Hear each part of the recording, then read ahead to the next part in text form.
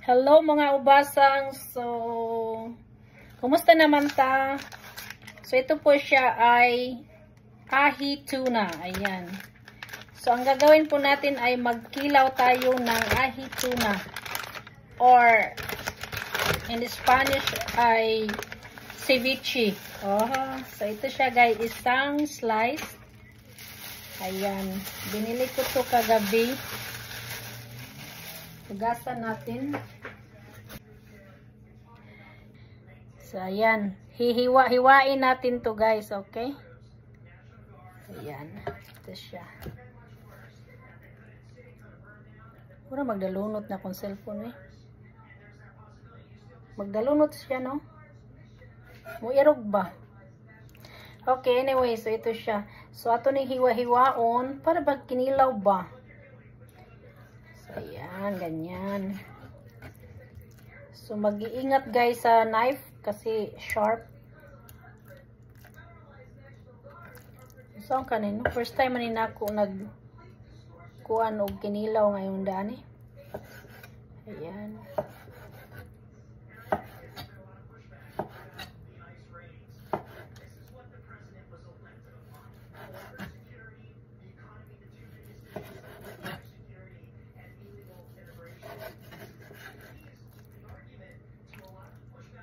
Ang sarap. Nato.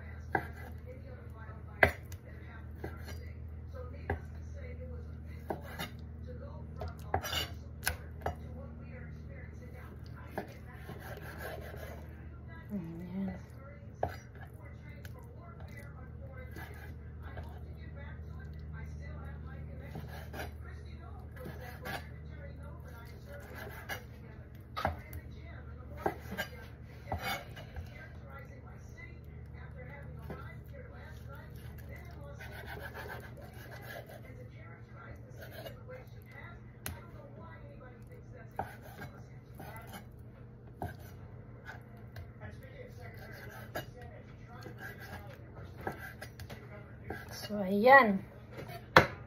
So, lagay natin dito. Tapos, pigaan natin ng suka. Okay? Suka ang ipipiga natin para hindi malangsa. Okay. Sorry.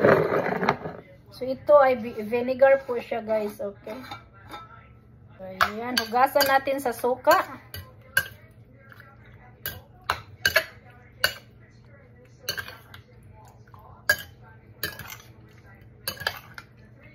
Ayan.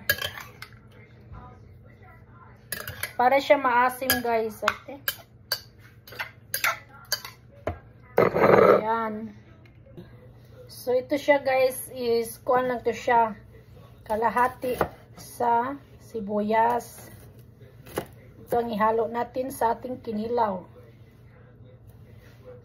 So pinuhin natin. Pinuhin. Ayan. Para masarap. Ayan. Hindi masyadong pino. Kung ano lang. Ganyan lang siya. Okay. Tapos kamatis. So ito yung kamatis. Isa. Parang madilim no. Hiwain din natin to guys.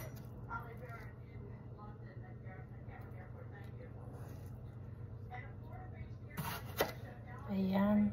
Tanggalan natin ng buto.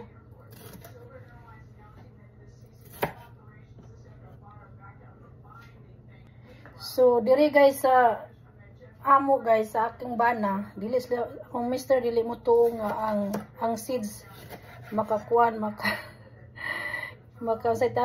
appendicitis. Dili siya mo tuo dana guys. Kita ka nasanay na tangatangtangong gid ang seeds or ang liso bitaw sa kamatis.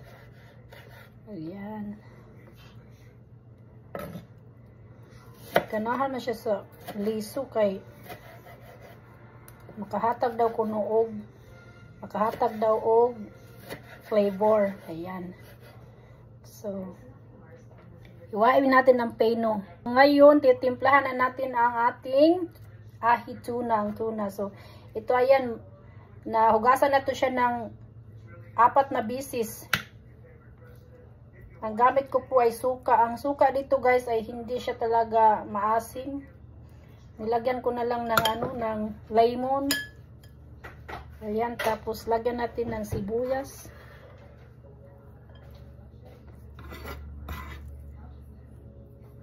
Ayan. Tsaka kamatis. Ayan. Ayan. So, sayang naman to guys. Okay. And then, lagyan natin ng konting salt. Konti lang kasi maalat. Tsaka, lagyan natin ng garlic.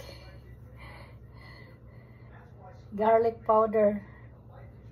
Oh, may kinilaw ba muna garlic powder? Wala, no.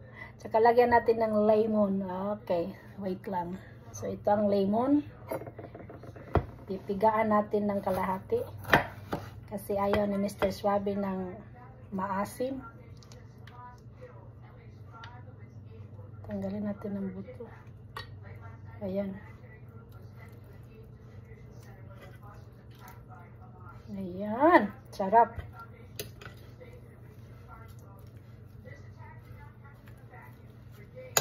Wait lang. Lagyan natin ng maanghang.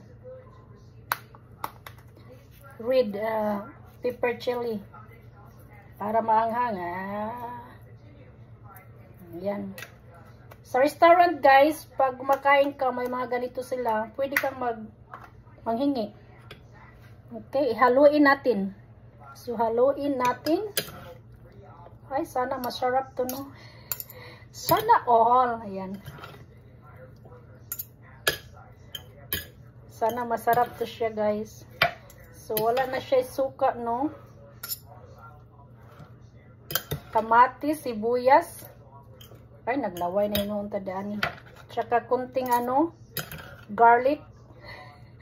Garlic powder. Tikman natin ang aking kinilaw. Sosyal ha, sosyal kay may garlic powder. Yung iba nilalagyan ng pipino.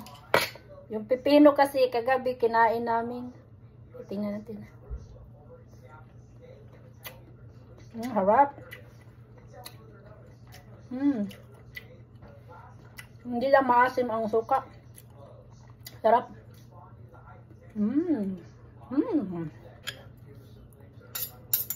Masarap siya guys. May ibang flavor. Garlic. Ito na po ang aking kinilaw. Ayan. Ang kinilaw ni Valeria.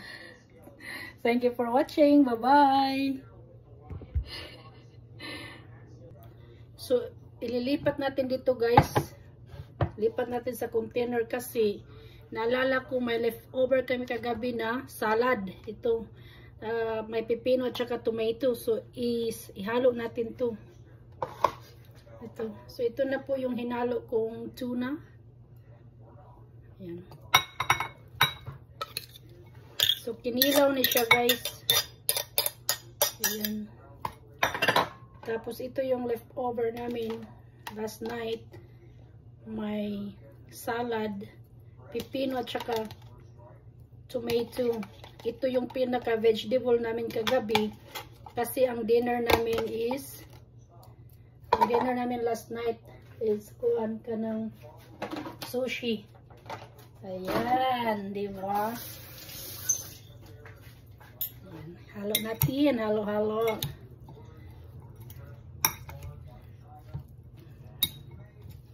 Masarap sana kung asim talaga ang ang suka. Sarap sana. But it's okay. Hey, you are not in the Philippines. Be? Sarap. Sarap. Yummy. More lemon. And this is it. Ang sarap. More garlic.